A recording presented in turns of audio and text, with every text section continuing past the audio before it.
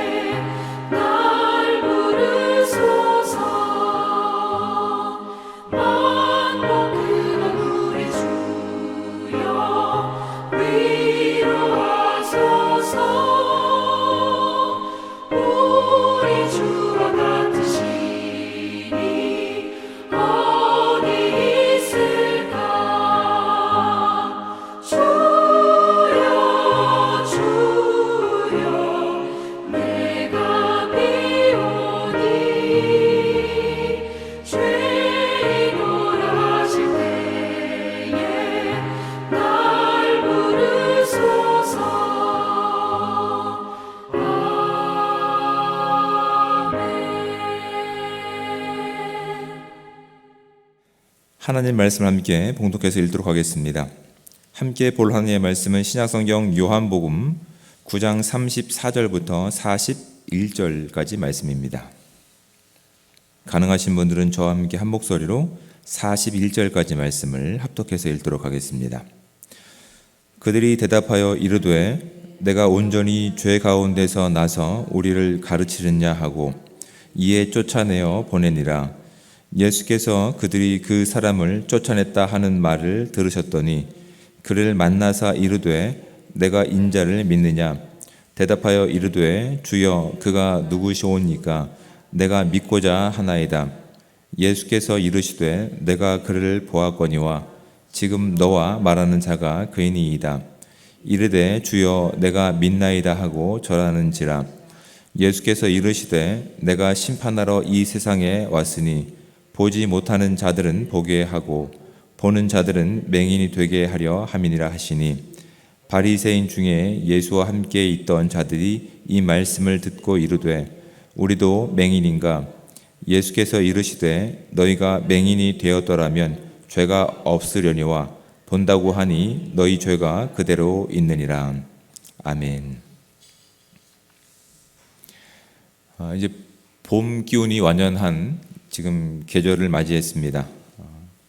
피어나는 꽃을 보더라도 참 보기에 좋고, 화창한 날씨를 보면 또 오래간만에 이렇게 화창한 날씨를 만끽할 수 있어서 감사한 순간들을 우리가 맞이하고 있습니다. 날씨가 너무 좋은 이른 아침에 혹시 이제 횡단보도를 이제 건너다가 정지선을 지키지 않는 차량을 바라보면 우리는 그 화창한 날씨로 인해서, 화창한 기분으로 인해서 서로의 감정을 상하지 않기 때문에 그냥 그러려니 하고 지나가는 경우가 대다수입니다. 화창한 그 봄 기운을 만끽하면서 이 기분이 그 법을 어기지 않는 그 차량 때문에 상하고 싶지 않은 마음이 크기 때문이죠. 그런데 이제 굳이 그 화창한 이른 아침에 피어나는 이 봄꽃을 보면서 법을 지키지 않는 그 차량을 보고 굳이 그 차량에 가서 운전석에 가서 창문을 내리라고 얘기하고 당신 이거는 법에 위반된 일입니다 라고 하는 경우가 거의 없죠. 서로의 이제 결과를 우리는 뻔히 알기 때문에 그렇게 하는 경우가 많이 없습니다. 만약에 그것이 우리가 지켜야 될 어떤 일들이라 한다면 다른 방법을 썼겠죠. 현수막을 달아놓던가 아니면 이렇게 정지 신호의 가운데에서 수신호로 이렇게 자원봉사를 하던가 그런 일을 하지, 굳이 법을 어긴 사람에게 가서 이렇게 창문을 내리고 당신 이건 지금 법을 어긴 행위입니다 라고 얘기할 사람은 많이 없습니다. 그것이 뭐 틀렸다라고 하는 말이 아니라 그렇게 하면 서로의 감정을 상하게 하기 때문에 그렇죠. 지금 예수님께서 지금 요한복음 9장에서 하시는 일이 거의 이와 같습니다. 굳이 이렇게 하지 않으셔도 되는 일을 지금 예수님은 하고 계십니다.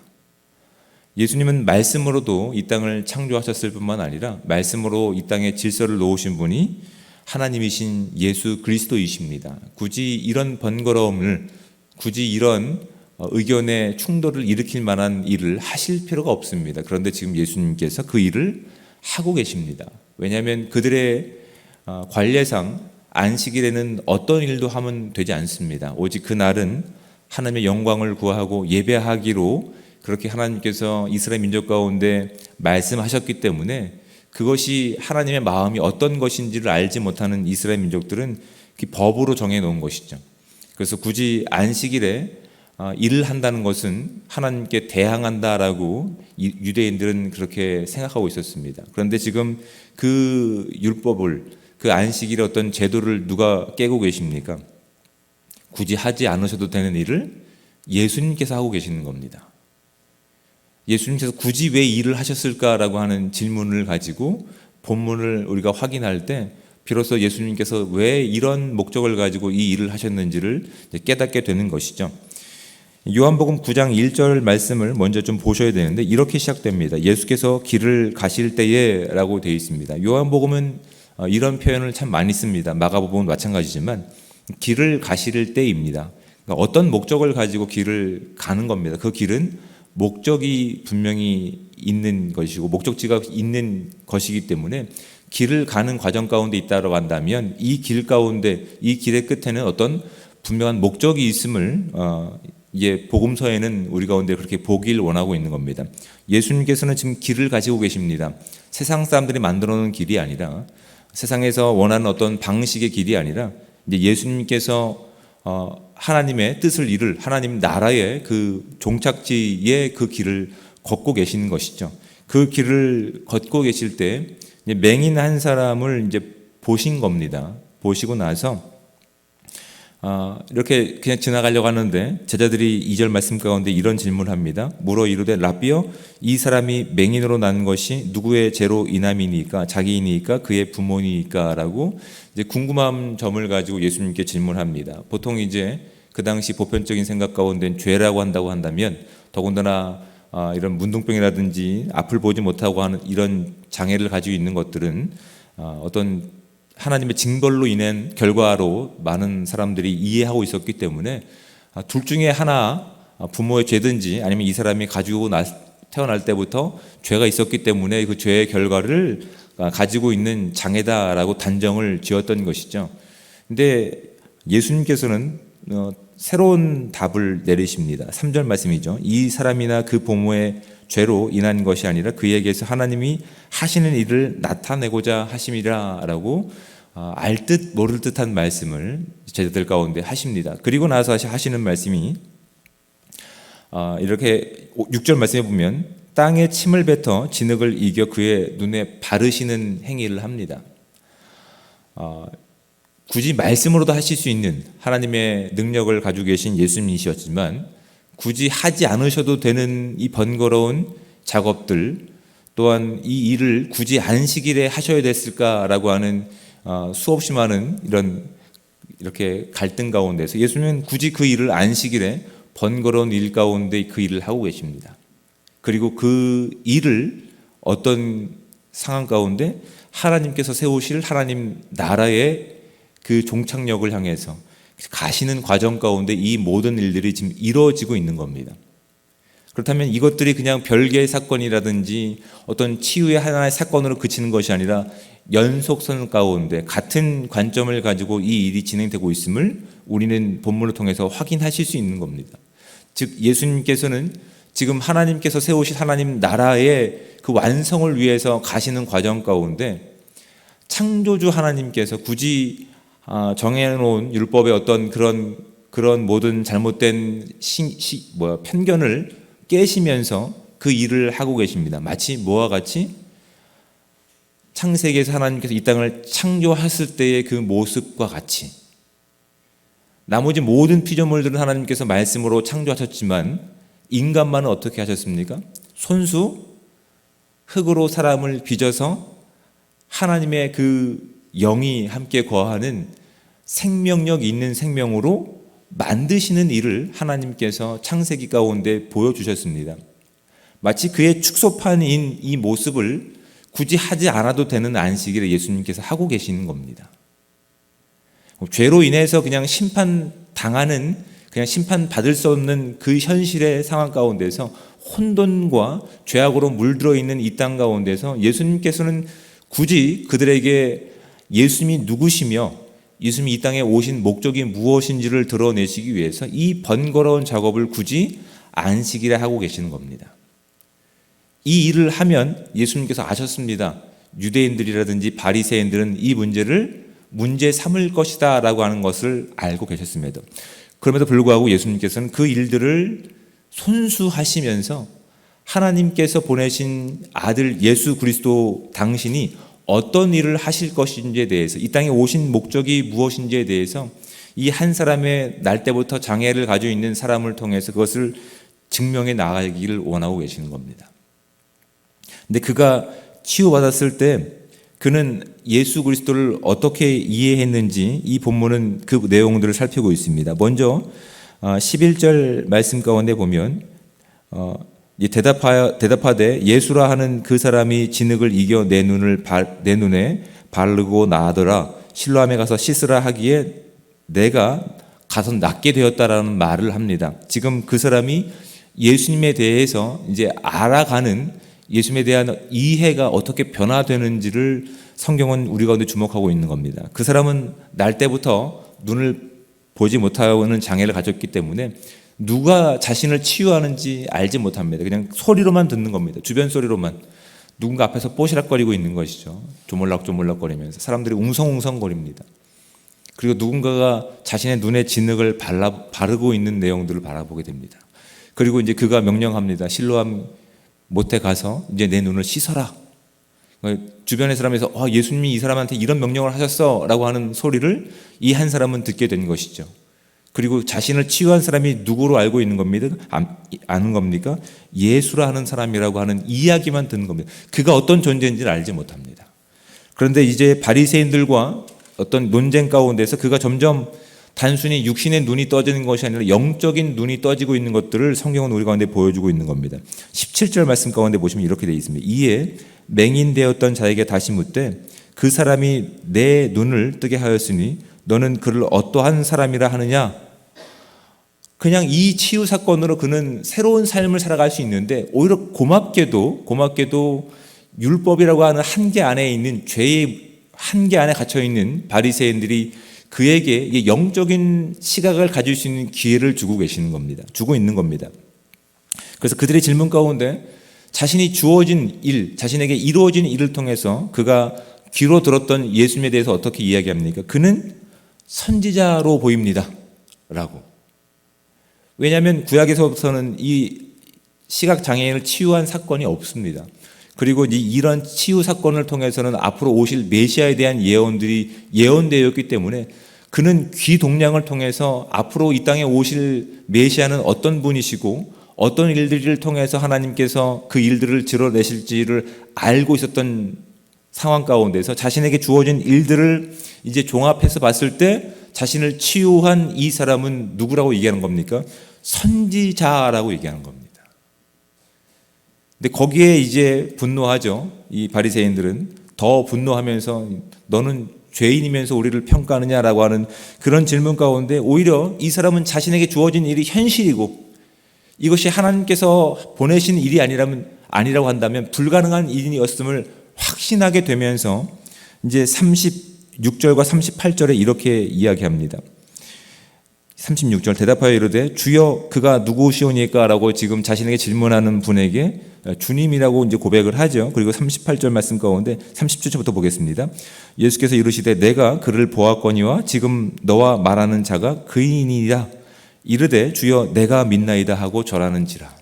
근데 여러분 지금 이 상황 가운데 오는 과정 가운데서 어떤 일이 있었냐면 지금 바리새인들과 율법학자들은 이를 그 유대 종교에서 출교를 시킵니다. 유대교회에서. 여러분 이런 출교라고 하는 것은 상상할 수 없는 겁니다. 국권을 빼앗기는 정도의 그런 치명적인 그런 파직입니다. 즉 우리가 잘 알고 있는 스티브 유라고 하는 유승준이라고 하는 굳이 하지 않아도 되는 이야기를 했다가 군대 가지 않아서 한국에 못 돌아오는 사람이 있지 않습니까? 그런 출교를 당하는 겁니다. 그와 더 심한 민족과 종교가 담아있는 그 출교를 지금 당한 상황 가운데서 사실은 그것이 얼마나 큰 아픔이고 상처인지를 알고 있는데 지금 이 한 사람은 자신에게 선한 일, 그 일을 통해서 예수 그리스도가 누구이신지를 알아가는 과정 가운데서 지금 정말 기쁨을 가지고 예루살렘 성전이 아니라 하나님이신 그 예수 그리스도 앞에 나와서 38절 후반절에 보면 절하는지라라고 이게 월십입니다. 예배하고 있는 행위로 바뀌는 삶을 성경은 우리 가운데 그렇게 보여주고 있는 겁니다. 그리고 이 한 사람의 치유 사건을 통해서 이 땅에 믿음의 사람을 새로 만드시는 하나님이신 예수 그리스도의 모습을 모든 사람들이 알게 하신 목적이 이 요한복음 9장 가운데 담겨 있는 겁니다. 여러분 지금 우리는 어떤 시선을 가지고 이 땅을 살아가고 계십니까? 사순절 기간을 보내면서 우리는 그냥 지식적으로 들은 내용을 통해서 그냥 하나님이 우리의 아버지 되신데 그분이 우리의 죄를 치유하셨대 이 정도에서 머물고 계십니까? 아니면 어떤 위협과 어떤 도전 가운데서라도 이 사람이 자신에게 주어진 일이 분명하고 확신되기 때문에 이 일은 성경에서 말씀하신 하나님이신 예수 그리스도만 하실 수 있는 분이기 때문에 그분은 나에게 정말 구원자이십니까? 여기만 머물고 계십니까? 아니면 우리가 예수 그리스도를 믿는 것 때문에 우리가 가지고 있는 모든 소유를 다 잃어버리고 박탈당하고 상실할 그 위기 가운데서도 그분이 나의 생명이시고 나의 창조주이시고 오늘도 일하시는 통치자이시기 때문에 내가 다 모든 것을 포기한다 할지라도 내가 주님만을 나의 주님으로 고백하기 원합니다 라고 하는 믿음의 예배하는 삶으로 지금 나아가고 계신 과정 가운데 있습니까? 우리는 주님을 만나기 전까지는 다 영적으로 시각장애를 가지고 있는 자들이었습니다. 옳은 의를 바라보지도 못하고 예수 그리스도를 나의 하나님으로 고백할 수 있는 능력과 실력도 없었습니다. 예수님께서 우리 가운데 찾아오셔서 굳이 하지 않아도 되는 이 번거로운 십자가를 지심을 통해서 우리가 진정 눈뜨게 하시고 영원한 것을 바라볼 수 있는 은혜를 주셨습니다. 우리가 사순절 기간을 통해서 이 기간을 지나면서 우리는 정말 어느 정도의 영적인 눈을 뜨고 있는지를 좀 이 사람을 통해서 확인할 수 있는 은혜의 시간들 되길 바랍니다. 우리가 목적하고 있는 것이 무엇일까? 우리 이 땅을 그렇게 사랑의 눈으로 바라보는 것이 아니라 정죄와 나의 어떤 이익을 위해서 바라보고 있지는 않는지, 그래서 여전히 눈은 떠 있지만 육신의 눈만 뜨고 영적인 눈을 바라보지 못하고 이 길 가운데 있지만 그 하나님께서 만드신 그 영원한 하나님 나라의 그 능력을 살아내지 못하고 경험하지 못하고 누리지 못하고 전하지 못하고 그렇게 가난한 인생을 살고 있는지를 살펴볼 수 있는 은혜의 시간들이 저와 여러분 가운데 있기 원합니다. 하나님께서 이 한 사람을 치유하셔서 단순히 육적인 장애를 치유하신 것이 아니라 영적인 눈을 뜨게 하셔서 하나님이 누구신지를 온전히 바라보게 하시며 하나님과 함께하는 것이 우리 가운데 얼마나 큰 기쁨인지를 깨닫게 하셔서 다른 것이 다 상실된 과정 가운데 있다 할지라도 자신에게 은혜를 주신 그 하나님 앞에 나아가서 예배하는 삶을 선택하는 이 한 사람의 모습처럼 우리도 온전한 그 하나님의 나라를 선택하고 그 나라를 누리고 그 나라를 전할 수 있는 복되게 한 삶이 저와 여러분 가운데 있기 원합니다. 그 사랑의 눈을 가지고 오늘 하루를 살아낼 수 있는 은혜가 온전히 저와 여러분 가운데 충만하게 임하시기를 우리 주님 이름으로 부탁을 드립니다. 기도하겠습니다. 사랑의 하나님, 은혜와 사랑에 감사합니다. 오늘도 복되고 귀한 하루를 열어주시고 이 귀한 시간 우리 가운데 눈뜰 수 있는 귀한 은혜, 귀한 또한 특권을 우리 가운데 주심에 감사합니다. 우리가 그 믿음을 가지고 주의 전에 나와서 하나님이 오늘도 함께 하시는 그 은혜 가운데 예배하는 삶으로 그렇게 시작되기 원합니다. 하나님, 우리 가운데 일하시는 그 하나님께서 우리의 모든 생각과 우리의 입술과 우리의 마음 가운데 동행하셔서 온전히 영적인 눈을 온전히 뜨고 하나님의 모든 것을 인정하며 하나님의 놀라운 일들을 찬양하며 예배하는 삶 되게 하시고 그 예배하는 삶을 통해 이 땅 가운데 하나님만이 우리의 유일한 구원자이심을 증언할 수 있는 증인의 삶을 살아낼 수 있는 우리의 시간들 될 수 있도록 주여 함께하여 주시옵소서. 이 사순절 기간을 보내면서 하나님, 우리는 눈은 뜨고 있지만 정말 우리 영적인 눈이 떠져서 하나님을 어떻게 온전히 인정하고 믿고 있는지 점검할 수 있는 귀한 시간 되게 도와주셔서 그냥 그 순간에 머물러 있는 것이 아니라 나아가서 모든 것을 잃는다 할지라도 하나님을 예배하는 것 가운데 우리의 모든 것을 빼앗기고 경험하고 또한 경쟁하고 비교하는 인생이 되지 않을 수 있도록 하나님, 오늘 우리의 눈을 뜨게 하셔서 온전히 주님을 찬양할 수 있는 복되고 귀한 삶 될 수 있도록 주여 함께하여 주시옵소서. 하나님, 이 시간 많은 기도 제목들을 가지고 주님 앞에 나왔습니다. 단순히 그 기도의 응답을 받는 것이 우리의 목적이 아니라 그 응답을 통해서 하나님이 어떤 분이신지를 바라볼 수 있는 귀한 은혜의 시간 되게 도와주셔서 하나님, 그 모든 일들을 통해서 주님과 더욱더 가까워질 수 있게 하시고 주님께서 원하시는 삶을 살아낼 수 있는 은혜의 시간들 될 수 있게 도와주셔서 그렇게 하나님의 영광을 살아내며 예배하는 삶, 복된 삶 될 수 있도록 주여 함께하여 주시옵소서. 오늘 하루의 모든 삶을 주님 앞에 의뢰할 때 우리의 모든 시간 가운데 주의 영광만 드러나기를 원하오며 사랑이 많으신 예수 그리스도의 이름으로 기도드립니다. 아멘. 하늘에 계신 우리 아버지, 아버지의 이름을 거룩하게 하시며 아버지의 나라가 오게 하시며 아버지의 뜻이 하늘에서와 같이 땅에서도 이루어지게 하소서. 오늘 우리에게 일용할 양식을 주시고 우리가 우리에게 잘못한 사람을 용서하여 준 것 같이 우리 죄를 용서하여 주시고 우리를 시험에 빠지지 않게 하시고 악에서 구하소서. 나라와 권능과 영광이 영원히 아버지의 것입니다. 아멘.